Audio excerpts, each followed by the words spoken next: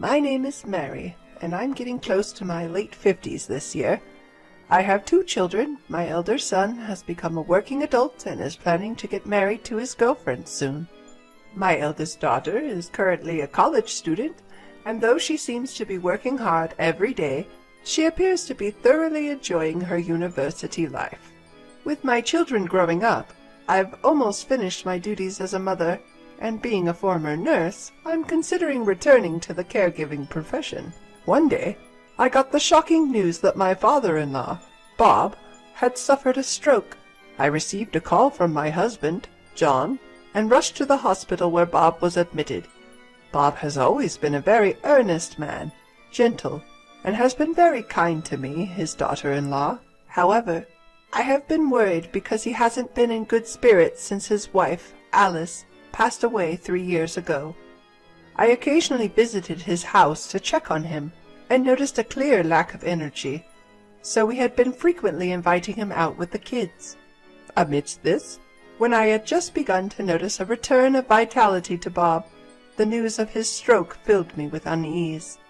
When I arrived at the hospital, Bob's daughter and her husband were there, engaged in some conversation. "Sorry I'm late. How's Bob doing?" I asked, catching my breath as I approached John's sister, Isabella. Isabella sighed in irritation when she noticed me and said, "You're late. We have somewhere to be, so can you take it from here?" With that, she left briskly. Isabella has always seemed indifferent to Bob, often treating him coldly. Not only Bob, but she was the same with Alice when she was alive. Bob and Alice were such kind people, and they never said anything to her. But I think that's what made her what she is now. For now, I paced around the waiting area nervously, while Bob was presumably in surgery. In the meantime, John arrived at the hospital. "Mary, how's Dad?" John was obviously worried. Sweat dripped from his forehead, and his dress shirt was soaked with perspiration. When I shook my head, John dropped the bags he was carrying, his face pale. No way. I quickly corrected him. "No, he's still in surgery. We don't know yet." John seemed to relax a bit, picking up his fallen bags and sinking into a chair.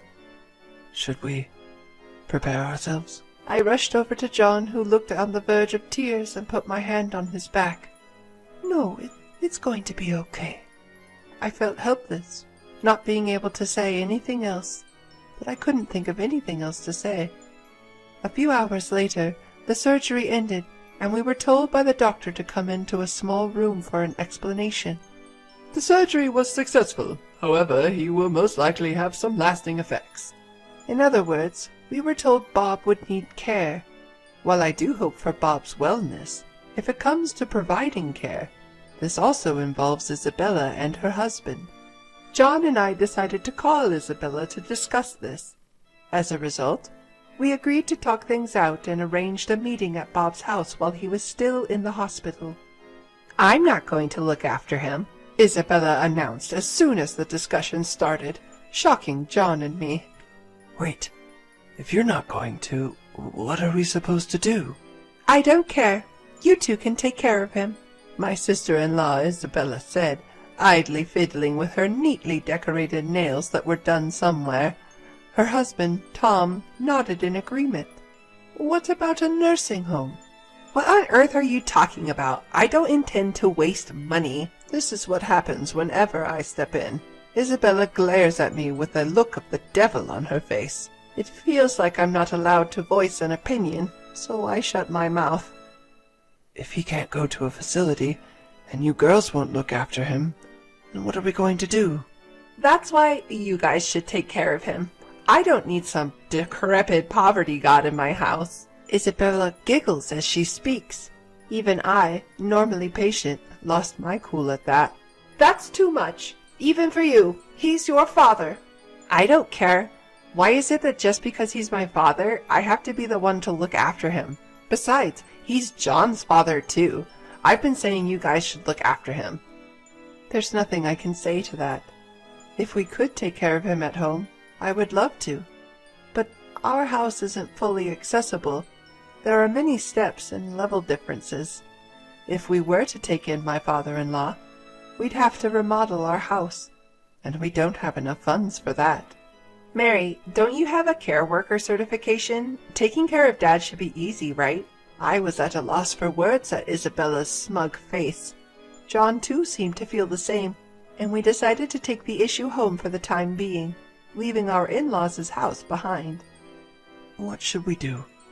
Mary, you were thinking about going back to your care work. That's okay. I wasn't absolutely set on going back, so don't worry about it, I gently said to a troubled John. The issue is the money. I don't mind taking in your father, but if we do, we'll need to make this house accessible so he won't fall, and medical equipment isn't cheap. You're right. I wonder if it'll cost about $100,000. That's just a rough estimate, but if we think about adjusting the entire first floor for him to live on, that's about how much it'd cost. Our eldest daughter is still in college, so we don't have that much money. We still have a mortgage on the house, and the thought of adding a loan for renovations is daunting. I feel terrible about this, but should we ask him to go to a facility? The question is, can we even get him in one? The waiting lists are long, and the costs aren't negligible. I'm sure Isabella and her family won't help. There seems to be no solution in sight. We decided to at least hear out my father-in-law's opinion, and I alone went to the hospital where he was hospitalized. Upon entering his room, I found my father-in-law had recovered considerably and greeted me with a smile. Sorry for all the trouble. Every time I visited, my father-in-law would say something like this. Why would you say that? Now, I've brought you one of your favorite books today. According to the doctor, my father-in-law suffered a stroke on one side of his body and could no longer move the right half of his body on his own. Because of this, when reading a book, he would place it on the table and use something heavy to keep the pages from turning on their own. Ah, thank you. My father-in-law took the book I had brought and placed it by his pillow. Dad, I came today because I wanted to talk about something. It's about what's to come. At this, my father-in-law smiled warmly. Oh, I know. I'll be okay, even in a nursing home. I have saved up for it, so you don't have to worry. Despite his words, I could see a hint of loneliness in his expression. Well, Dad, if you're okay with it, why not come to our house? I've worked in elderly care before, and I'm a stay-at-home mom, so I have time. And John's there too. That's right. Let's live together. I blurted out the words, seeing his lonely expression. My father-in-law looked at me in surprise. That's a kind offer. He must have felt it somewhere within him, that he couldn't go back to his own house anymore. His own house, where his daughter Isabella and her husband are living. And I can see them treating him as an inconvenience if he were to return, ultimately leading him to a nursing home. Thinking this, I felt a pang of sadness. I had initially planned to listen to my father-in-law's feelings and proceed with the conversation accordingly, but I got ahead of myself. I felt somewhat guilty towards my husband John, but I knew he would understand. Now, all that was left was to somehow arrange for his aftercare before his discharge. The problem was the cost. I decided to consult Isabella once. With these thoughts, I headed home. When John came back from work and I told him what had happened at the hospital, he looked a bit troubled, but agreed as if he had known it would come to this. John called Isabella right there. That's why we're asking for your help, because we're the ones who are going to be looking after Dad. It seemed like John and Isabella were arguing over the phone, and John's tone was getting a little harsh. With a sigh, he hung up the phone.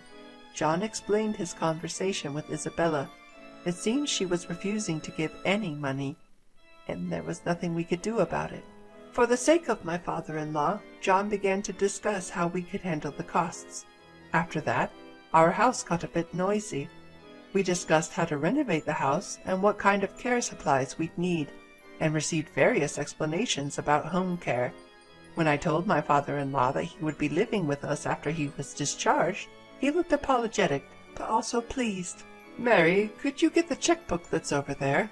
My recovered father-in-law pointed at a cloth bag on the shelf during one of our visits. Wondering what he'd use a checkbook for, I did as he asked and took it out. Watching my father-in-law, I saw him open the bank book and show it to me. I have some money here. Can you and John use it? The checkbook he showed me had an amount written in it that I had never seen before. When I froze seeing this, my father-in-law laughed and said, "You and John will be taking care of me from now on, right? I heard about you getting a new car and making the house accessible. Would $10 million be enough for that?" $10 million? I hadn't counted the zeros, but I was shocked at the number of $10 million. I had no idea why my father-in-law had saved so much money, but apparently after my mother-in-law passed away, he didn't feel like doing anything and decided to venture into the investments he had been studying for a while. It seems to have worked out better than expected, and his savings began to accumulate quickly. He was not a big spender, so he only kept on saving. However, even if he wanted to remodel the house or buy a new car, it shouldn't cost that much. I handed his bank book back to him and said, I can't accept this much. Please use this for yourself." He, in turn, offered the bank book back to me, saying, "I can't use all this money. I would rather give it back to you and your family, who are willing to take care of me." Stuck with the predicament of the returned bank book again, I refused. "Still, I can't accept so much." My father-in-law, after contemplating for a while with a troubled look, proposed, "What about $1 million?" Seeing no end to this, I managed to persuade him to agree to a reduced sum of $100,000. He still seemed dissatisfied, but for the moment that was good. As such an exchange was going on, "I'm here!" Isabella appeared out of nowhere. With the entrance of Isabella, who was oblivious to money matters, I hurriedly shoved my father-in-law's bank book back into its original place. Seeing this, my sister-in-law Isabella frowned and asked, "What's going on?" with a hint of worry in her voice. I was relieved that she hadn't heard our previous conversation. Isabella had come to bring some clothes for our father. After chatting for a bit, we both left the hospital room, but on our way home, Isabella suddenly said that she had something to discuss and suggested we stop by a coffee shop. Her talks have never been about anything good in the past, so I assumed this wouldn't be any different. I reluctantly agreed, but it turned out to be a mistake. "I will take care of Dad." "What?" At the sudden proposal, I was taken aback. Despite her words, we're already in the middle of preparations to accommodate my father-in-law, even starting renovations on the house. I couldn't help but wonder why she would suddenly propose such a thing. "So, you don't have to visit the hospital from tomorrow." "No, visiting has nothing to do with it. There's no rule stating that only the caretaker should visit, so why would she say such a thing?" Although I had doubts about Isabella's statement, I suggested we discuss it at another time, and left the cafe. When I told my husband John about this at home, he pondered over it and suddenly seemed to connect the dots. She must have overheard about the savings. Although I had a hunch about it, it seems that was the case. John said, "Otherwise there's no way she would accept the caretaking, especially considering she was so opposed to it until recently." I had vaguely suspected that she had found out about the money and was trying to curry favor to inherit all of it. She might even come up with some excuse to start spending it. "But what should we do?" I asked. "I have an idea. Let's let her take a shot," said John, with a sly grin on his face, indicating he was up to something. Feeling uneasy about his plan, I decided to keep quiet and follow Isabella's request for now. I had conveyed to my father-in-law that he wouldn't need to worry about money, and that his daughter Isabella would be providing care. His response was ambiguous, a vague expression not quite affirming or denying his understanding, and with that, the conversation ended. Afterward, he was safely discharged from the hospital and returned to his family home in Nebraska where Isabella resided. When my father-in-law was discharged, I had the chance to inspect the family home. The state of the house was unclear. There was no renovation, and it was questionable whether there were enough caregiving supplies. I doubted if real caregiving could happen in such conditions. However, this was Isabella's choice. I felt it was not my place to comment, so I decided to keep quiet. 2 months later, I got a call from Isabella. "Mary, I can't do this anymore. Please come over right now." She sounded frantic over the phone, so I responded and hurried over to the house in Nebraska. When I arrived, the house was messy, and there was a disgusting odor in the air. As I was wondering what happened, Isabella appeared, looking more disheveled than ever. She had dark circles under her eyes, and her walk was unsteady. "Are you okay?" I rushed over to Isabella, clearly in a bad state. Isabella grabbed my hand and said, "Take Dad away." At first, I didn't understand what she meant, but after calming her down and getting her to explain, it seemed she had underestimated the challenges of caregiving. The duties extended from assistance with walking and meals to dealing with incontinence, which also meant dealing with diapers. It was overwhelming for her, not being able to handle anything around the house or even look at herself. I told her I couldn't make any decisions right then and promised to contact her as soon as possible. I took this matter home with me. "It lasted 2 months. That's impressive." My husband John muttered as he glanced at the calendar. Apparently he had seen this coming. He proposed we go and pick up my father-in-law on his next day off, and I agreed. A few days later, when we arrived at the family home in Nebraska, my father-in-law was already packed and ready to leave. I felt relieved that I could finally take him home. "I've endured for 2 months, and I used to live here too, so I deserve at least $5 million, Isabella said out of the blue as we were about to help my father-in-law into the car. I was so startled that I stopped in my tracks. John, too, was taken aback and turned to look at Isabella. Unfazed, she had a smug expression on her face. "What are you talking about, Isabella? This is not the time or place to talk about money, especially in front of Dad. He raised us after all." John tried to reason with her, but it seemed to have no effect. "I'm his daughter. It's only fair that I get paid." Her defiant response surprised me. How could she be so brazen? I questioned Isabella's personality. "Enough, Isabella. You shouldn't be talking about such unsavory matters. And besides, you've already received money," my father-in-law injected with a disbelieving expression.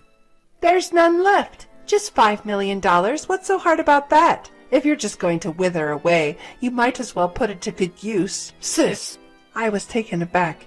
To think she would dare to speak in such a manner to her own father. I stood frozen in surprise. Even my usually composed husband, John, seemed to be seething at Isabella's words, his face turning beet red as he glared at her. "John, it's okay. She's speaking the truth." In an attempt to soothe his riled-up son, Bob, my father-in-law, gently reassured him and then turned to Isabella with a stern expression. "Isabella, you are no longer my child. Leave this house." His words were icy, to the point. Upon hearing this, Isabella froze in shock. "What? What are you talking about? I'm your only daughter." "I only have a son, and this kind and caring woman here is my daughter-in-law. I don't know you anymore. Take your foolish husband and leave." Having only heard the soft-spoken side of my father-in-law, Bob, I was astonished at the harsh tone now. Looking at Bob, his eyes were hardened, not permitting any defiance. It seemed as though the message was being conveyed. Even Isabella was silenced by his dominance. "Well then, shall we go? We're counting on you moving forward." It was as if the face from earlier had disappeared. Bob was back to his usual self, and he smiled at me. John and I had no choice but to follow his words. We drove back home, leaving a stunned Isabella standing in place. Apparently, Bob later arranged through his lawyer for a last will and testament, stating that the inheritance would go only to John, and ensuring that no portion of it would end up with Isabella. Though the house became vacant with Isabella's departure, John and I wanted to live there, and Bob was happy to oblige. Isabella and her husband moved out and into an apartment, and it seemed that they had been using a significant amount of Bob's money even when he was in good health. Their spendthrift habits led them into debt, and now they're struggling to pay it back. Every day I can't help but think that this is the inevitable outcome for someone like Isabella, who can't respect or repay her parent even if he's her biological father. While caring for Bob is indeed tough, as a person who has been in the caregiving profession, it doesn't feel like a burden to me, and we're able to maintain a good relationship.